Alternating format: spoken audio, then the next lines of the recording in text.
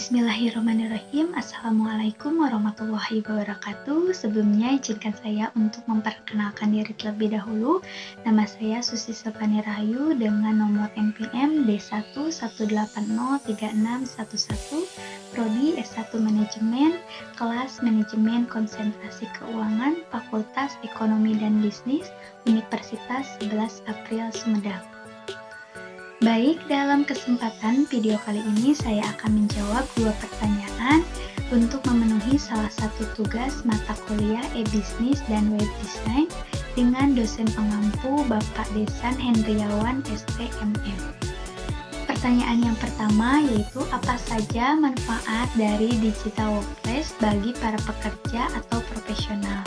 Kemudian pertanyaan yang kedua yaitu menurut Anda, konsep B2B ini dapat digunakan pada penjualan produk apa saja selain produk alat tulis kantor?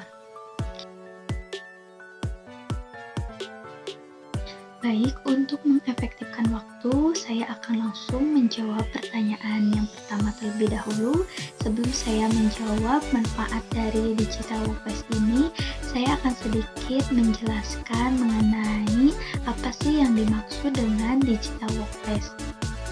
Digital workplace merupakan sebuah konsep tata kelola bisnis yang mengutamakan suatu teknologi digital secara maksimal. Nah, digital workplace ini lebih berfokus pada pemanfaatan teknologi yang digunakan oleh karyawan untuk menyelesaikan pekerjaan menjadi lebih cepat.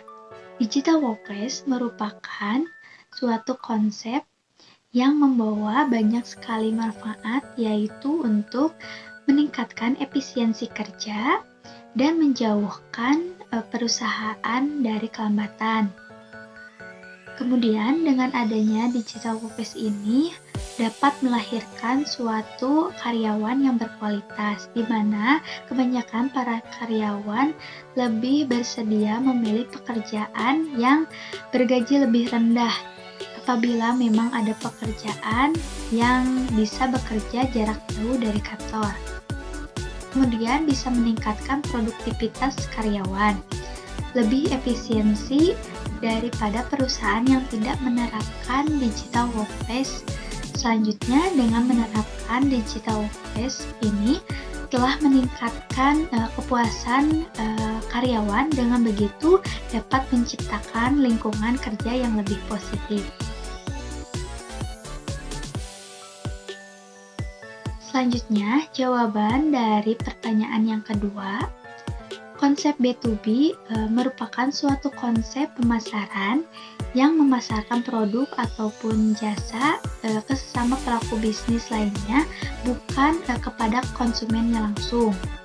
Misalkan seorang pelaku bisnis dalam industri jasa pada perusahaan, sebut saja Garuda Indonesia, yaitu dengan penjualan tiket kepada agen, tidak langsung kepada konsumen.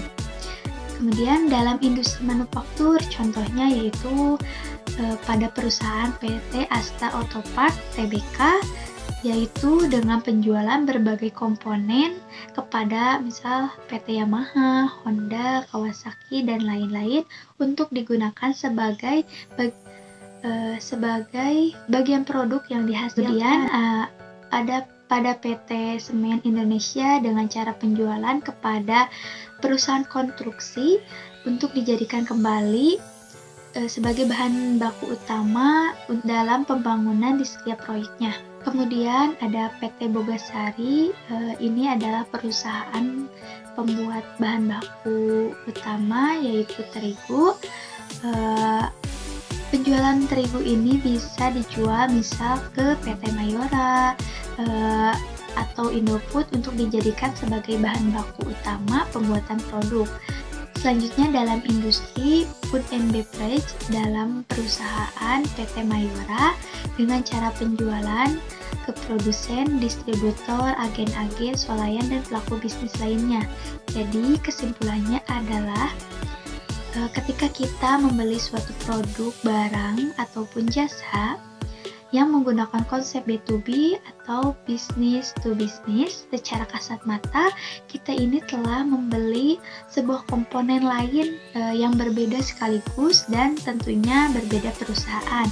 Dengan begitu, penjualan dengan transaksi B2B, business to business, sangat penting dalam keberlangsungan rantai pasokan industri. Mungkin cukup sekian yang bisa saya jelaskan mengenai dua pertanyaan tadi. Mohon maaf apabila ada kesalahan. Wabillahi taufiq wal hidayah. Wassalamualaikum warahmatullahi wabarakatuh.